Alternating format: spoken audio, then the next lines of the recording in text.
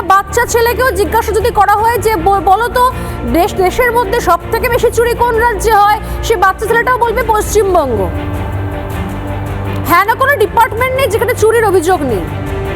আর এই প্রতীক জৈন, যাকে এর আগেও ডাকা হয়েছে, কয়লা কাণ্ড চলছে সেই কবে থেকে, কয়লা কাণ্ডের আগেও প্রতীক জৈনকে ডাকা হয়েছে, এর আগেও গোয়াতে আইপ্যাকের অফিসে ইডি গেছে। তো হঠাৎ করে মমতা বন্দ্যোপাধ্যায়ের কি হয়ে গেল?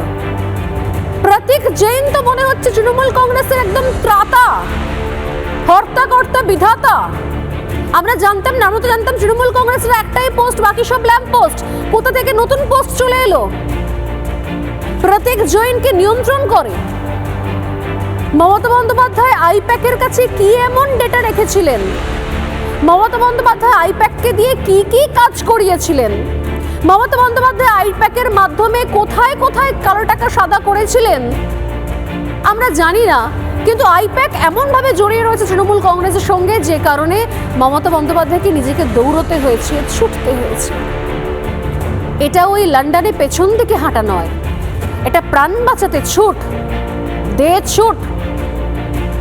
আজকে ডাকাতি ঢাকতে মিছিলের ছবি তাই দেখতে পেলাম আমরা।